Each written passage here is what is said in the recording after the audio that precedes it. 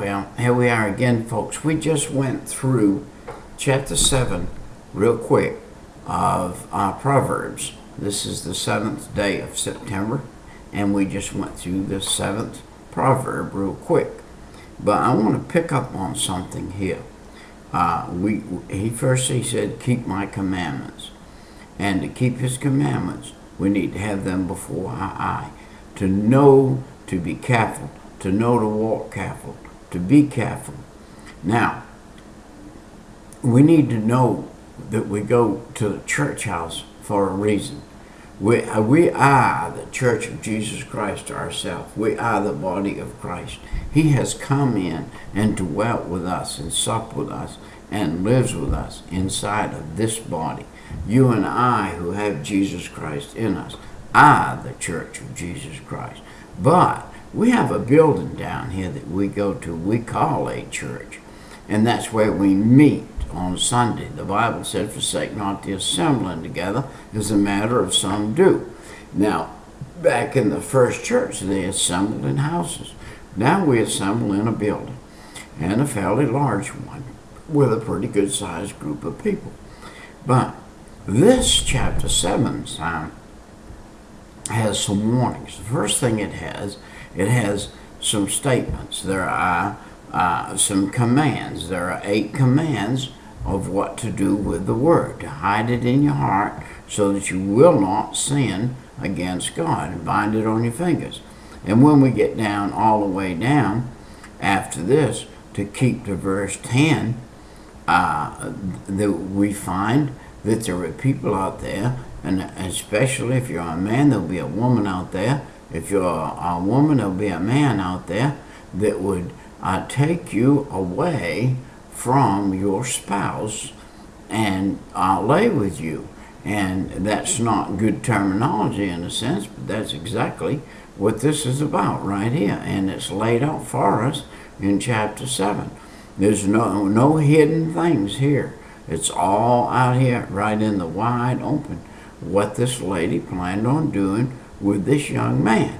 She tells him she has her bed decked, she has it perfumed, her husband's gone off, and you'd be welcome to come spend the night with me tonight, and we'll fill ourselves. And she used the word with loves, which has got a plural on it, s, many times, she said, and we're going to just have a good time.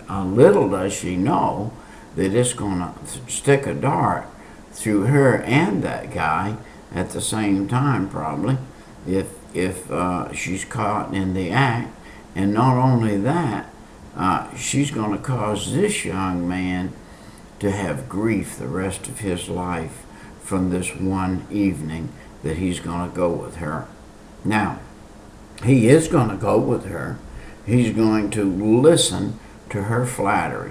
First thing he's going to do is look.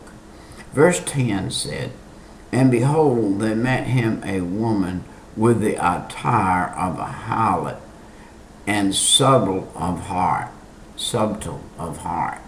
That means that she is rebellious in her heart. She has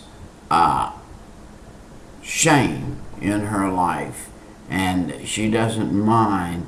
She's going to share that shame with this young man and cause him to be shamed. But ladies, be ladies. Women, all women aren't ladies.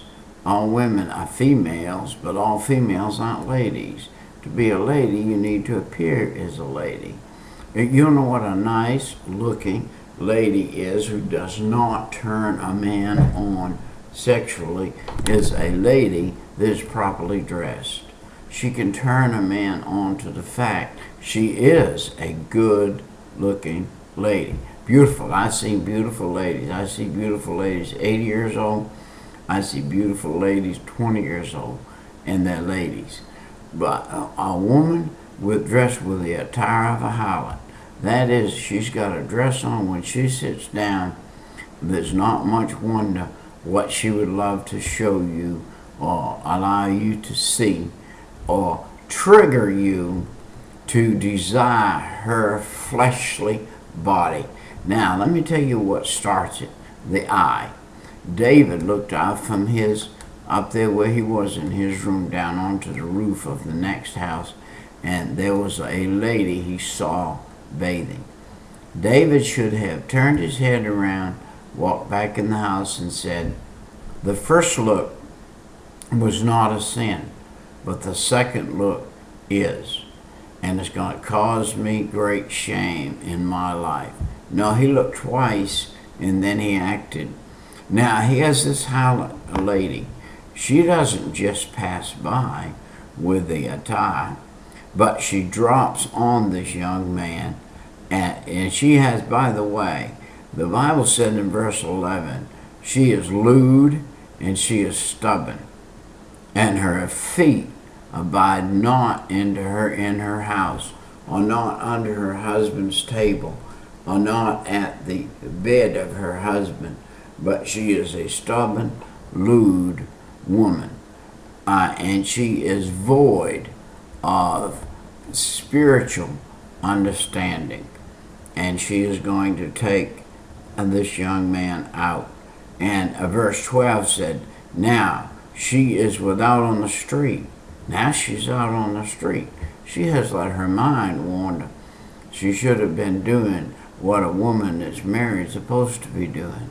You do the dishes, you sweep the floors, you wash the house, and when you do deck your bed, you deck it for your husband when your husband comes home.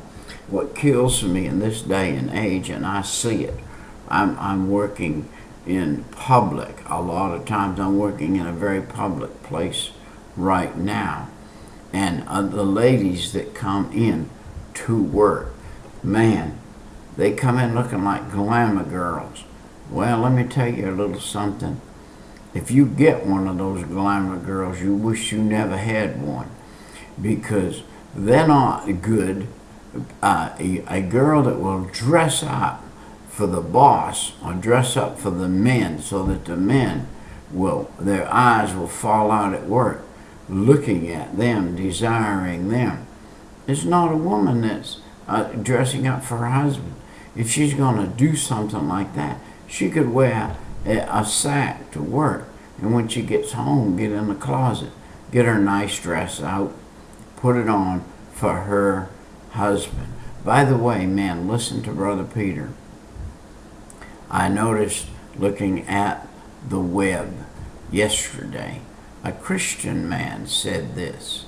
He said, my hot wife, listen, you're not supposed to reveal anything about your wife other than that she is a good homemaker, a good woman.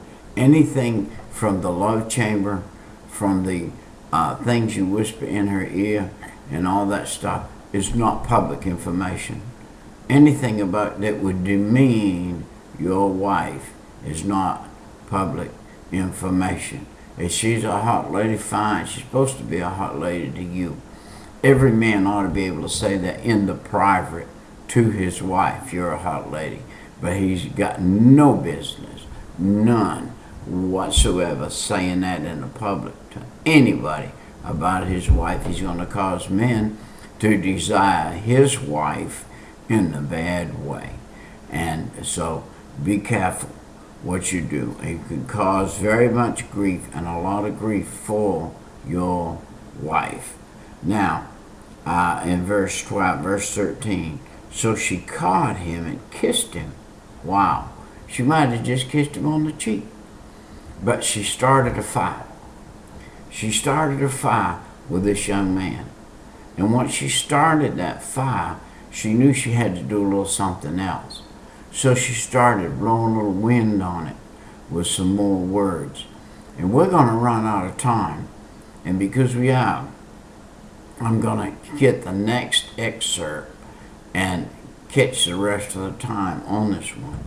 But here she is, blowing a little wind on that fire. She kissed him on the face. And she said, I have a peace offering with me. This day I have paid my vows. She's lying. She has the peace offering, all right. She has the same peace offering every lady has to offer a man but she's only supposed to offer it to her husband, and that's